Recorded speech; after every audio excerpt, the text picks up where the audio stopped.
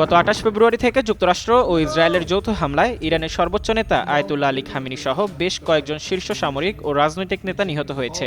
এরপর ইরান কাউকে তোয়াক্কা না করে মধ্যপ্রাচ্যের মার্কিন ঘাঁটিগুলোতে একের পর এক হামলা চালায় এবং এই যুদ্ধকে ঘিরে বিশ্ব বাণিজ্যের অন্যতম গুরুত্বপূর্ণ জলপথ হুরমুজ প্রণালীতে জাহাজ চলাচল প্রায় স্থবির হয়ে পড়েছে। যুদ্ধের আগে প্রতিদিন শতাধিক জাহাজ এ পথে চলাচল করলেও এখন তা নেমে এসেছে হাতে গোনা কয়েকটিতে। ফলে শুধু জ্বালানি নয়, বৈশ্বিক সরবরাহ ব্যবস্থার উপর পড়েছে ব্যাপক চাপ।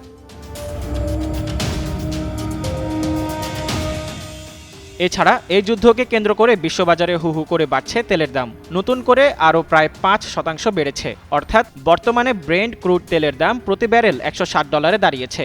সম্প্রতি প্রেসিডেন্ট ডোনাল্ড ট্রাম্প তার নিজস্ব সামাজিক যোগাযোগ মাধ্যম ট্রুথ সোশ্যালে বলেন, ঠিক এই মুহূর্ত থেকে পরবর্তী ৪৮ ঘন্টার মধ্যে কোনো প্রকার হুমকি ছাড়াই ইরানকে হুরমুজ প্রণালী পুরোপুরি খুলে দিতে হবে, না হলে ইরানের বিদ্যুৎ কেন্দ্র ও অবকাঠামো গুঁড়িয়ে দেওয়া হবে।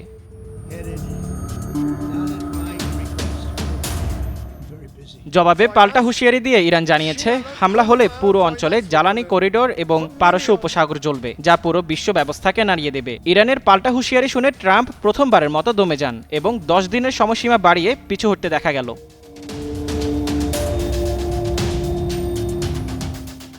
ট্রাম্পের এই পিছু হটা নিয়ে বিশ্ব রাজনীতির বিশ্লেষকরা ভিন্ন চোখে দেখছেন। তারা বলছে, ট্রাম্পের এই পিছু হটা কোনো মানবিক কারণে নয়, বরং এর পেছনে রয়েছে তেলের বাজার ও বিশ্ব অর্থনীতির হিসাব নিকাশ। ট্রাম্প এই যুদ্ধকে লাশের সংখ্যা দিয়ে নয়, বরং তেলের ব্যারেল এবং শেয়ার বাজারের সূচক দিয়ে পরিমাপ করছেন।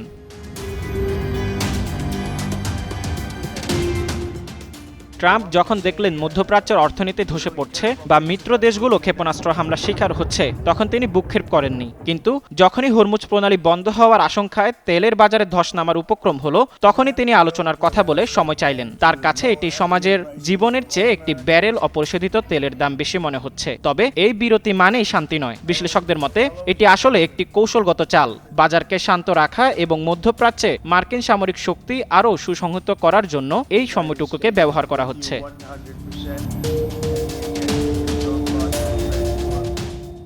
বিশেষজ্ঞরা বলছে, ইরান এখন বুঝতে পেরেছে যে তাদের হাতে থাকা হুরমুজ প্রণালী কার্ডটি যে কোনো পারমাণবিক বোমার চেয়েও শক্তিশালী, কারণ পারমাণবিক বোমা ধ্বংস করে, কিন্তু হুরমুজ প্রণালী পুরো বিশ্ব ব্যবস্থাকে অচল করে দিতে পারে। এখন কথা হলো, আমেরিকার মতো একটি শক্তিশালী দেশ পিছু হটল, এটি কি আসলে মানবিক কারণে করেছে নাকি বিশ্ব অর্থনীতির ধস হওয়ার কারণে, সেটাই প্রশ্নবিদ্ধ করছে বিশ্ববাসীকে। Mozammel Payel, Jugantor news. Everything you touch turns to gold, and you can be very proud of it. Other parts of the world are not